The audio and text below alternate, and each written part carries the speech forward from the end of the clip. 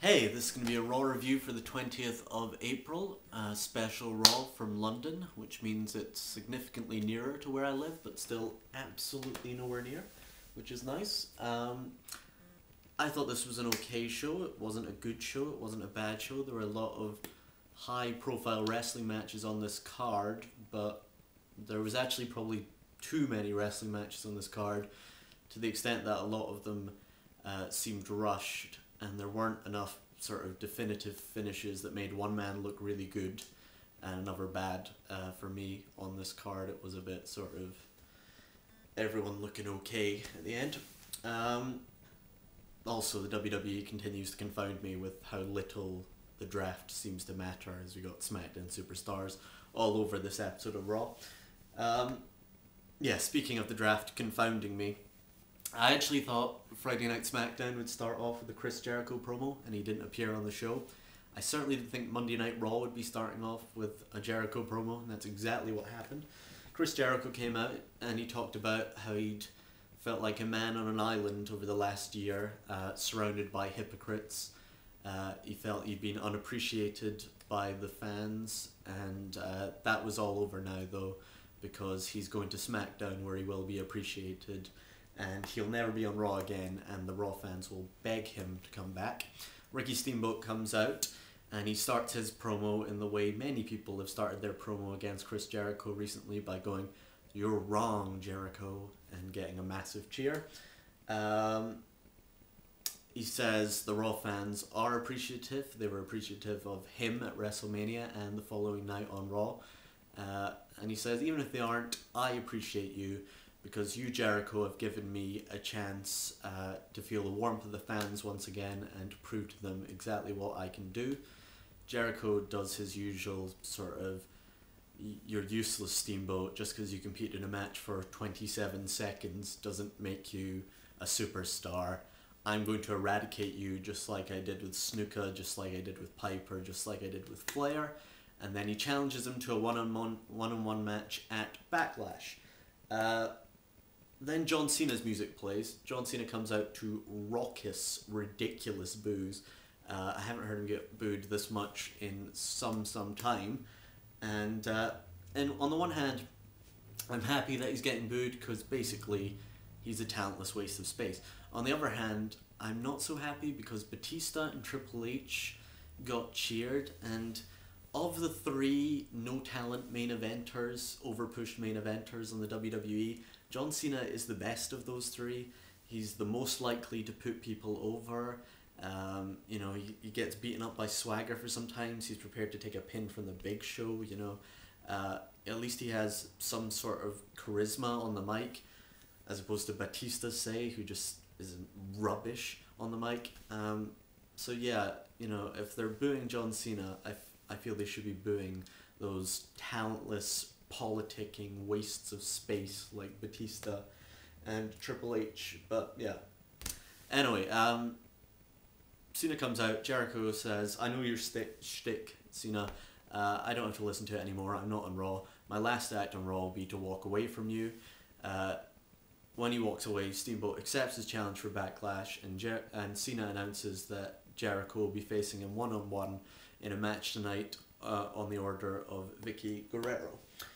Then we have Chavo Guerrero come out and say, to attempt to prove to Vicky Guerrero that he can do more than just push her wheelchair around. One of those, you know, typical promos before an open challenge match, which basically means you're going to get viciously squashed. Batista's music plays. Chavo Guerrero looks very concerned. I don't know who he was expecting to come out on the Raw roster.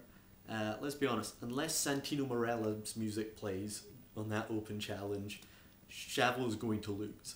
So Batista comes out, Batista bombs Chavo, pins him. Chavo gets the mic and says, "I'm sorry, Aunt Vicky, I wasn't ready." Batista comes back, gives him another Batista bomb, and then shouts, "Welcome to Raw." And I just thought, yeah, welcome to Raw, where much more talented wrestlers get viciously squashed by lumbering oafs like Batista. Then we had a little backstage segment. Shane McMahon and Batista just emphasised that there's still discord within that Backlash team, and that they've got to keep it together or Randy Orton will become champion. Then we had Kane versus CM Punk. This was the ultimate example of a rushed match, you know, to just try and fit matches in, which, you know, could have been quite good, but it wasn't. Usual CM Punk stuff, high running knee lift, springboard clothesline, usual Kane stuff, sidewalk slam, big boot.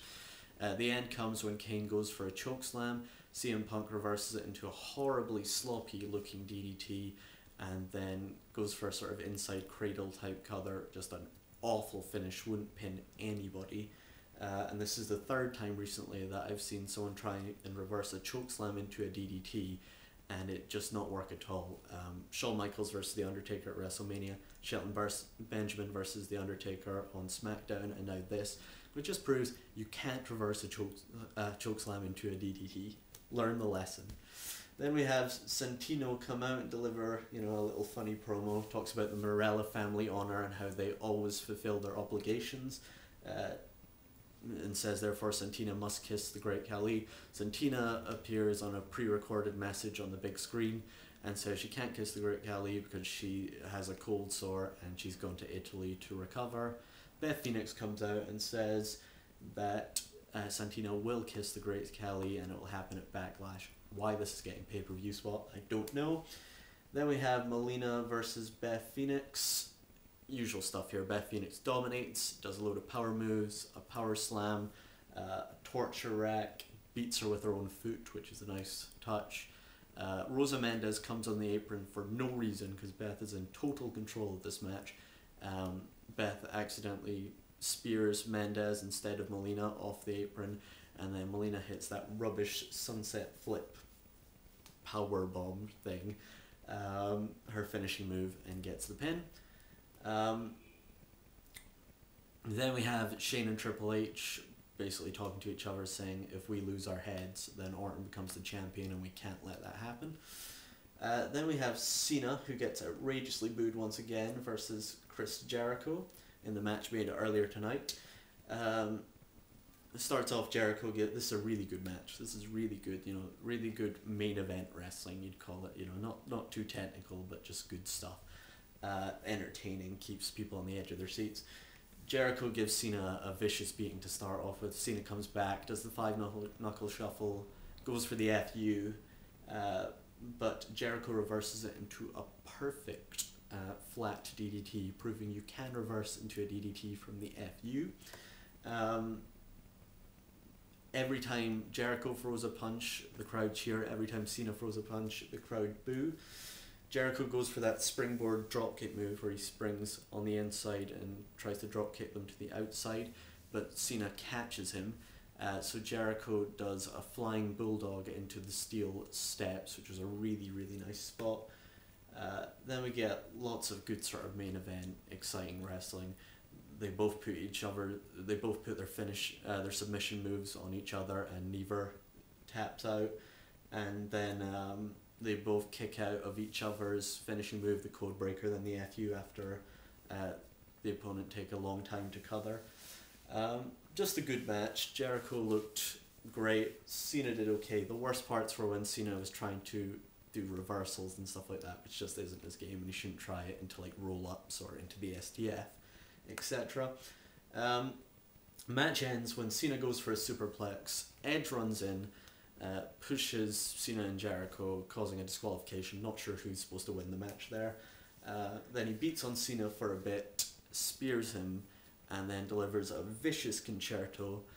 He picks up a mic and explains to the audience the rules in a last man standing match are that if your opponent cannot answer to a 10 count, then you win the match.